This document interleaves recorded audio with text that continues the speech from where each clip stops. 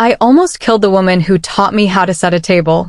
One flick of my wrist, one swapped porcelain cup, and the poison meant to rot me from the inside out slid down her throat like a confession she never meant to give. I watched her choke on the metallic burn, watched her pupils bloom black, and I smiled the way a wolf smiles when it finally tastes blood. My name is Elena Voss, 31. Top-billed creative director in Nashville. And this is the morning I stopped being prey. The loft on 5th and Church still smelled like last night's rain when I opened my eyes. Marcus was already up, barefoot on the walnut floors, grinding beans that cost more per ounce than most people's rent. Ethiopian single origin, he sang, voice syrupy. I cold brewed it 16 hours. You'll taste starlight. He set the matte black mug in front of me like a jeweler unveiling a cursed diamond. Steam curled, carrying a ghost note of copper and battery acid. I knew that smell. It was the same ghost that lived in the chamomile Lila steeped for me last Easter, the same ghost that curled my body over a hospital toilet while Marcus held my hair and whispered, "Stress, baby. Just stress." I kissed the air beside his cheek, grabbed my keys, and left the mug cooling on the counter like a loaded gun. Bell Mead at 10 on a Sunday is a postcard nobody mails. Magnolias heavy enough to bruise the breeze, lawns clipped so close you can hear the grass scream. Lila's house sits at the end of Chickering Lane like a wedding cake somebody forgot to cut. White columns. Black shutters. A fountain that plays Vivaldi through hidden speakers. She opened the door in linen the color of fresh money. "Darling," she said, air kissing both cheeks, "you're glowing. Marcus says you've been pulling all-nighters for Meridian." Her smile was a scalpel wrapped in silk. Marcus carried the carafe himself, silver, monogrammed, heavier than it should be. He poured my cup first. Lila poured hers from the same pot, but her hand didn't shake. Mine did. We sat. Sunlight speared through the skylight and fractured across the table like broken promises. Crystal goblets sweated. Silver clinked. Lila sliced strawberries so thin you could read the newspaper through them. Marcus drummed his fingers, 3 short, 1 long, our old college joke for "I love you." Except today it sounded like a countdown. Under the table my phone buzzed once. Unknown number. Single line. "Feel the bottom of your purse." I slid my hand inside the leather tote and closed my fingers around a glass vial no bigger than a lipstick tube. Label peeled off. 1 drop missing. I looked up. Lila was watching me the way a cat watches a bird decide whether the window is real. Marcus refilled my cup without asking. The surface trembled, reflecting my face back at me, eyes too wide, mouth too small. I lifted the cup. "To Meridian," Lila toasted. "To family," Marcus added. They clinked their porcelain to mine. I pretended to sip. The smell crawled up my sinuses and parked behind my eyes like a migraine made of rust. I stood too fast. "Sorry, client emergency. Mind if I take this in the study?" I swayed, deliberate, shoulder clipping the table. Napkins fluttered. Orange juice bled across the runner. In the blur I palmed Lila's cup, slid mine into her place setting, and straightened with an apologetic laugh. Marcus's eyes tracked the switch like a sniper tracking heat. Too late. I slipped through the pocket doors and cracked them 2 inches. Heart hammering so hard I tasted metal. Lila lifted the poisoned cup. "To Elena closing the biggest deal of her life tomorrow." She drank. 1 second. 2. Her throat worked. Then her pupils blew wide, swallowing cornflower blue until only black remained. The cup slipped. Shattered. Coffee raced across the marble like spilled secrets. She clutched the table's edge. Knuckles bone white. Marcus lunged. Lila spit it out. She couldn't. Her knees buckled. Foam, pink and wrong, bubbled at the corner of her mouth. I stepped into the light, phone already recording. 911, 2140, Chickering Lane. Female, 35, possible scopolamine overdose. She's coding. I gave the address twice, calm, the way you speak when the world is on fire and you're the only one holding water. Sirens tore the Sunday quiet in half. Paramedics stormed in, boots thudding like heartbeats. Lila's lips were turning blue.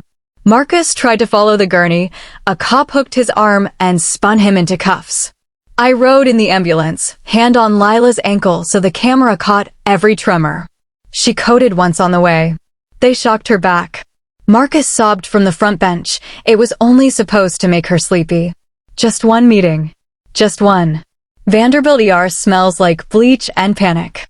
They pumped her stomach and trauma too. I stood in the hallway counting ceiling tiles until the numbers blurred. Detective Hargrove found me holding a paper cup of coffee I couldn't drink. Ms. Voss, we need your statement. I handed her my phone. Start with the video. Then the vial. Then the texts I forwarded from Marcus's cloud at 3:14 a.m. last night. She watched Lila convulse on the screen, listened to Marcus beg, "Don't say anything, sis." She wasn't supposed to know. Hargrove's jaw flexed. Stay put. They kept Lila alive with charcoal and prayer. By noon the toxicologist had a name for the poison, a research-grade paralytic lifted from a pharma lab in Research Triangle. Marcus's college roommate signed the evidence log. They found the spiral notebook in his desk at Apex and Ash. Black moleskin. Gold embossed. Project Rest. Page after page of my life in clinical handwriting. Dates. Dosages. Side effects. February 14th.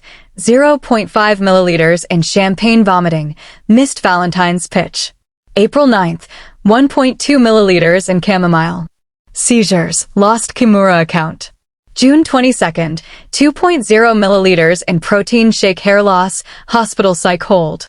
Final entry yesterday. Meridian signs tomorrow. 4.5 milliliters in Sunday brew. If fetal heartbeat detected, increased to 6.0 milliliters. Placental barrier irrelevant at this concentration. I read it in the interrogation room while Marcus watched through the mirror, face folded in on itself like wet paper. I was 10 weeks pregnant. I found out 3 days ago. Marcus booked the abortion the same afternoon, told the clinic I was too career-focused for a child. I never signed the consent. The poison he brewed for my coffee had already been swimming in my bloodstream for 72 hours. They flushed my system with lipids and hope.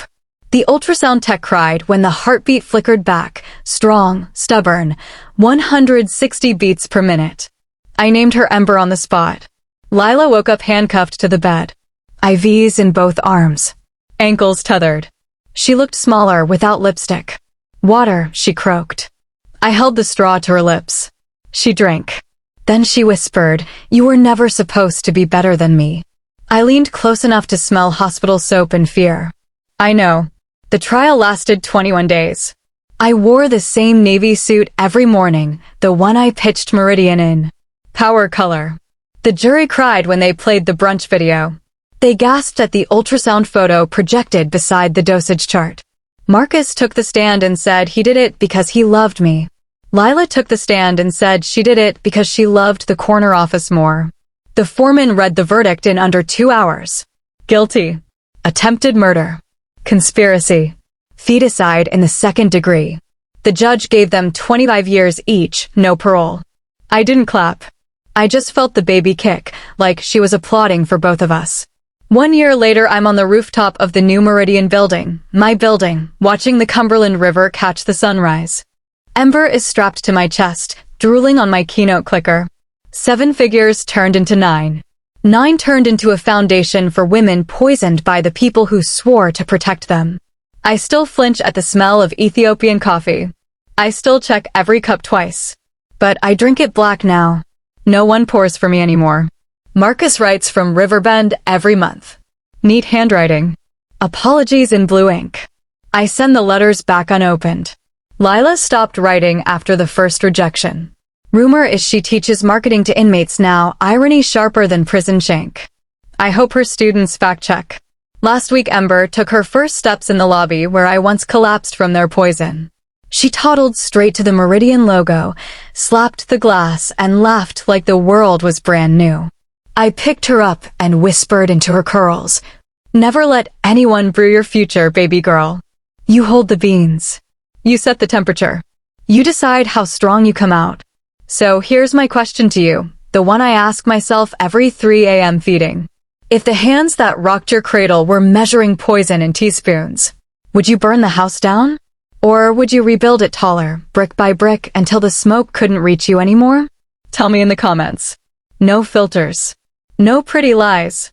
And if you're watching this with a cup in your hand, smell it twice. Trust the metallic note. Trust the tremor in the smile that doesn't reach the eyes. Trust yourself. Hit the bell. Share this with the sister who's too tired to fight tonight. And subscribe, because next week I'm dropping the full police interviews, the unredacted notebook, and the voicemail Marcus left the night before sentencing. You'll want tissues.